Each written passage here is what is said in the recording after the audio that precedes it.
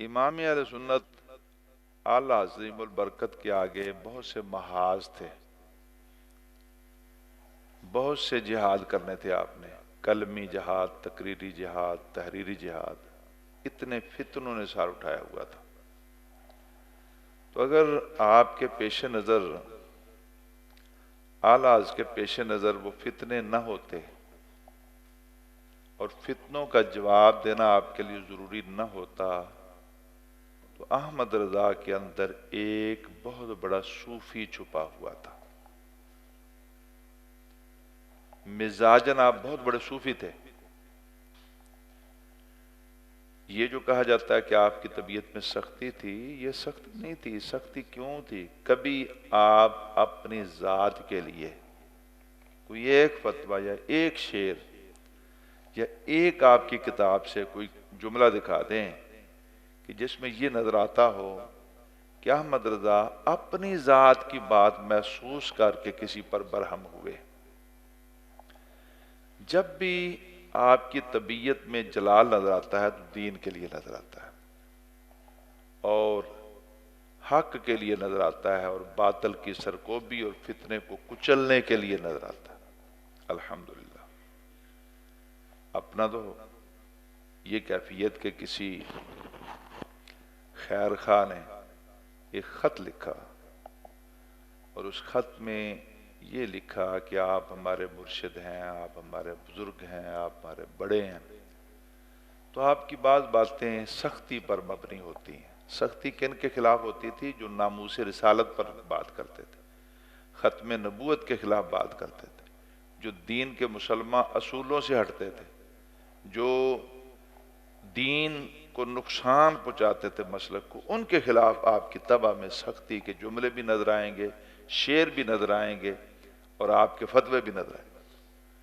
تو اس خیر خواہ نے لکھا کہ حضور آپ کی طبع میں کچھ جو سختی ہے، آپ گستاخان رسول کے خلاف بڑے سخت جملے لکھ دیتے ہیں، جس کے جواب میں وہ لوگ، وہ گستاخ آپ کو گالیاں بکتے ہیں، اور ان کے گالیاں بکنے کی وجہ سے ہم جو آپ سے محبت کرنے والے ہیں، ہمارا دل مغموم ہوتا ہے، پریشان ہوتا ہے۔ تو عرض یہ ہے کہ آپ اپنی تحریروں سے، تقریروں سے سختی کا پہلو نکال دیجیے۔ اعلیٰ حضرت نے اس کا جواب دیا، اس کا فتویٰ موجود ہے۔ فرمایا کہ آپ کی خیر خواہی کا بہت شکریہ۔ شروع میں یہ لکھتے ہیں کہ آپ نے خیر خواہی کی، اس فقیر سے محبت آپ کرتے ہیں، تو خیر خواہی کا بہت شکریہ۔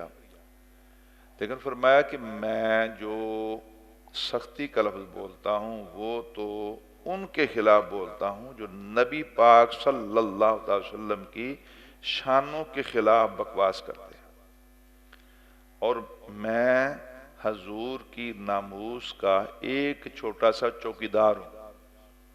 فرماتے ہیں مجھے تو اللہ تعالیٰ نے حبیب پاک کی ناموس کا چوکیدار بنا دیا ہے، تو میرے لیے یہ سعادت کچھ کم ہے کہ وہ لوگ جو حضور کی شانوں کے میں سے جو ہے وہ نکالتے ہیں، نقائص معاذ اللہ نکالتے ہیں، ان کو میں نے ان بھونکنے والوں کتوں کو اپنے آقا کے پیچھے سے ہٹا کے اپنے پیچھے لگا لیا ہے، اور میں تو چاہتا ہی یہی ہوں میرے آقا کریم کے متعلق ایسی کبھی بھی بات نہ لکھیں نہ کہیں، اور جہاں تک میری ذات ہے مجھے جی بھر کے کوسیں، مجھے جتنی چاہے گالیاں بکیں، لیکن شکر ہے کہ میں نے ان لوگوں کو جو ادھر توپے توپے کیے ہوئے تھے ان کو وہاں سے ہٹا کر اپنے پیچھے لگا لیا۔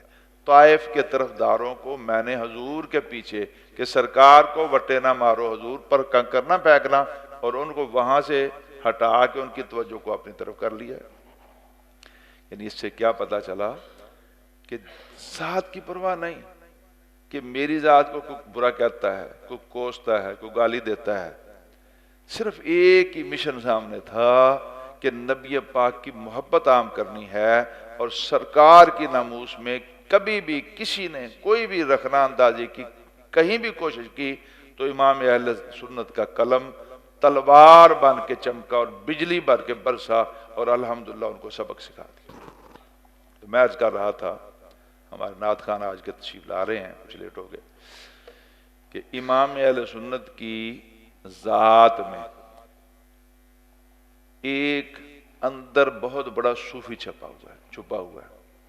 شب بیدار بھی تھے، آپ کے اتنے وظائف تھے، صبح کے اوقات میں آپ کے وظائف، شام کے اوقات میں آپ کی تسبیحات، اور رات میں آپ کے مختلف طرح کے جو ہے وہ آپ کے جو نوافل وغیرہ تھے جن کا ذکر الوظیفۃ الکریمیہ جو آپ کے وظائف پر مبنی کتاب ہے اس میں بھی ملتا ہے۔ صبح شام کے وظائف کیا تھے، نصف رات کے وظائف کیا تھے، دوپہر کے آپ کے وظائف کیا تھے، اور کس وقت کون کون سے نفل آپ پڑھتے تھے۔ اگر دیکھا جائے تو آپ کے اندر آپ کے جو معمولات ہیں وہ انتہائی صوفیانہ قسم کے۔ پھر یہ کہ آپ کے شعروں میں بھی یہ اس چیز کی بڑی واضح جھلک نظر آتی ہے کہ آپ تصوف کی تعلیم کیسے دیتے ہیں، طریقت کی تعلیم کیسے دیتے ہیں، آپ دشمن نفس کے وار سے بچانے کے لیے کس طرح ہدایت کرتے ہیں۔ مثلا آپ کی معروف آپ کا کلام ہے، سونا جنگل رات اندھیری چھائی بدلی کالی ہے۔ سونا کا معنی ہوتا ہے بے آباد، سونا جنگل رات اندھیری چھائی بدلی کالی ہے، سونے والو جاگتے رہیو چوروں کی رکھوالی ہے۔ جنگل ویران ہے اور رات اندھیری ہے اور بدلی بھی سیاہ چھائی ہوئی ہے، یہ ڈر کا ماحول، خوف کا ماحول اور خطرے والا ماحول، یعنی یہ زندگی، یہ دنیا، اس کا ذکر کہ یہ ویران جنگل ہے، یہاں پر کالی رات ہے، گناہوں کی دلدل میں پھنس رہے ہیں ہم، اور سونے والوں شیطان یہاں پر بہت بڑا چور ہے جو ہر وقت ہمارے پیچھے لگا ہوا، ایمان چھیننے کے لیے، نیکی چھیننے کے لیے۔ تو امام اہل سنت درس دے رہے ہیں کہ سونے والو جاگتے رہیو چوروں کی رکھوالی ہے۔ آگے فرماتے آنکھ سے کاجل صاف چرا لیں یا وہ چور بلا کے ہیں، تیری گٹھڑی تاکی ہے اور تو نے نیند نکالی ہے۔ یہاں تو ایسے بلا کے چور ہیں اکھ دے وچوں کجل چوری کر لیں اور پتہ ہی نہ چلے، آنکھ سے کاجل صاف چرا لیں، یعنی شیطان نفس اور جنوں اور انسانوں میں شیطان کے چیلے، ان کی باتیں۔ تیری گٹھڑی تاکی ہے جو تو لیے پھرتا ہے اپنے سر کے اوپر، اپنا سامان، اپنا زاد راہ، اپنی نمازیں، اپنے روزے، اپنی عبادتیں، اس چور نے تو تیری گٹھڑی تاکی ہوئی ہے، اس کی نظر ہے کہ کس طرح اس گٹھڑی کو چھین لوں، اور تو ہے بھولا کہ تو میٹھی نیند نکال رہا ہے، جہاں سکون کی نیند سو رہا ہے، تجھے فکر ہی نہیں ہے۔ یہ خالص صوفیانہ نظریات ہیں جو امام اہل سنت۔ یہ جو تجھ کو بلاتا ہے یہ ٹھگ ہے مار ہی رکھے گا، یہ جو تجھ کو بلاتا ہے یہ ٹھگ ہے مار ہی رکھے گا، ہائے مسافر دم میں نہ آنا مت کیسی مت والی ہے۔ ٹھگ جو ہوتے ہیں وہ مسافروں کو، سفر والوں کو بڑے محبت سے، بڑے پیار سے، میٹھی زبان سے بلاتے ہیں، قریب کرتے ہیں اور پھر ان کو ٹھگ لیتے ہیں، ان کی ڈکیٹی کر لیتے ہیں، چوری کر لیتے ہیں۔ تو اعلیٰ مثال دے رہے ہیں کہ یہ جو شیطان تجھے ان لذتوں میں پھنسا رہا ہے، دنیا کی محبت میں گرفتار کر رہا ہے، میٹھی بولی سے بلا رہا ہے، بڑی محبت سے کھینچ رہا ہے گناہ کی طرف، یاد رکھ کیا بندے یہ ٹھگ ہے مار ہی رکھے گا، ہائے مسافر دم میں نہ آنا مت کیسی مت والی ہے۔ اور فرماتے ہیں سونا پاس ہے، سونا بن ہے، سونا زہر ہے اٹھ پیارے، سونا پاس ہے، سونا بن ہے، سونا زہر ہے اٹھ پیارے، تو کہتا ہے نیند ہے میٹھی تیری مت ہی نرالی ہے۔ یہاں لفظ سونا اعلیٰ نے 3 مرتبہ استعمال کیا اور تینوں میں الگ معنی میں استعمال کیا۔ اسے کہتے ہیں صنعت تجنیس تام، ایک ہی لفظ کو ایک سے زیادہ مرتبہ لانا اور ہر مرتبہ وہ لفظ الگ سے معنی دے۔ تو سونا پاس ہے، یہاں سونا گولڈ مراد ہے، یعنی رقم، دولت، اشرفیاں، دینار، زر، تیرے پاس سونا ہے اور سونا بن ہے، یہاں مانا جنگل ویران ہے، اور سونا، اب یہاں سونا بمانا نیند کرنا، زہر ہے اٹھ پیارے۔ فرماتے ہیں کہ تیرے پاس سونا ہے، ایمان کی دولت ہے، نیکی کی دولت ہے، تو مسلمان ہے، سب سے بڑی دولت تو ایمان کی دولت ہی ہے نا۔ تیرے پاس سونا ہے اور پھر جنگل ویران ہے، دولت بھی ہو اور ویران جنگل سے گزر ہو تو کتنا خطرہ، اور ادھر پاس سونا اور ادھر بن، اتنا سونا بن ہے، ویران بن، ویران جنگل، اور اس میں تو سو جائے تو پھر کتنا خطرہ۔ اس لیے ایسی حالت میں سونا زہر ہے، اٹھ پیارے، بیدار رہ، آنکھیں کھول، غفلت چھوڑ۔ تو کہتا ہے نیند ہے میٹھی، تیری مت ہی نرالی ہے، تو یہاں ریسٹ میں پڑا ہے، آرام میں پڑا ہے، نیند میں پڑا ہے، سونے میں پڑا ہے کہ آرام کروں، مزے لوں، تیری مت ہی نرالی ہے کہ جب پاس سونا بھی ہے اور جنگل بھی ویران ہے اور اس میں تو میٹھی نیند سونا چاہتا ہے۔ تو فرماتے ہیں سونا زہر ہے، اٹھ پیارے، تو کہتا ہے نیند ہے میٹھی، تیری مت ہی نرالی ہے۔ سبحان اللہ۔ اور فرماتے ہیں کہ شہد دکھائے، زہر پلائے، قاتل ڈائن شوہر کش۔ ماشاءاللہ سے دنیا کے بارے میں کیا کہہ رہے ہیں اعلیٰ حضرت کہ شہد دکھائے، زہر پلائے، قاتل ڈائن شوہر کش، اس مردار پہ کیا للچایا، دنیا دیکھی بھالی ہے۔ ذرا غور کیجئے شعر پر کہ دنیا، اس کی کیفیت کیا ہے، یہ خالص صوفیہ کا مزاج ہے کہ نہیں، کیسی تعلیم ہے تصوف کی جو اعلیٰ یہاں دے رہے ہیں۔ فرماتے ہیں دکھاتی تو شہد ہے لیکن پلاتی زہر ہے، یہ قاتل بھی ہے دنیا، ڈائن بھی ہے۔ ڈائن کسے کہتے ہیں؟ وہ ڈائن آ گئی، یعنی جو جن کی مؤنث ہے اس کے لیے، دیو کی مؤنث، اس کے لیے لفظ ہمارے اردو میں بولا جاتا ہے ڈائن۔ شوہر کش، وہ ظالمہ بیوی جو حسینہ جمیلہ تو ضرور ہے لیکن اپنے خامد کو قتل کر ڈالے۔ اچھی ہے وہ کوئی، جس کی شکل بھی ہے، صورت بھی ہے، بظاہر بڑی سونی ہے، حسین ہے، جمیل ہے، دل للچاتا ہے، لیکن اپنے شوہر کی قاتل۔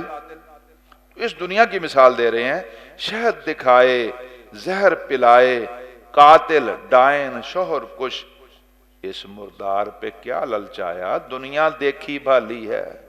یہ دیکھی بھالی چیز ہے، کوئی نئے تجربے کرنے والی چیز نہیں ہے۔ تو اس مردار ظالمہ پر للچایا ہوا ہے، اس کے پیچھے مر رہا ہے، اس پیچھے بھاگ رہا ہے، یہ دیکھی بھالی ہے، یہ تو ایسی بیوی ہے جو شوہر کو قتل کرنے کے لیے تیار ہے۔ اور پھر آگے کہتے ہیں وہ تو نہایت سستا سودا بیچ رہے ہیں جنت کا۔ ہمارے آقا کریم صلی اللہ تعالی علیہ وسلم تو جنت کا سستا سودا رکھا ہوا ہے، عمل تھوڑے ہوں ہمارے تب بھی سرکار کی طرف سے بشارت جنت کی۔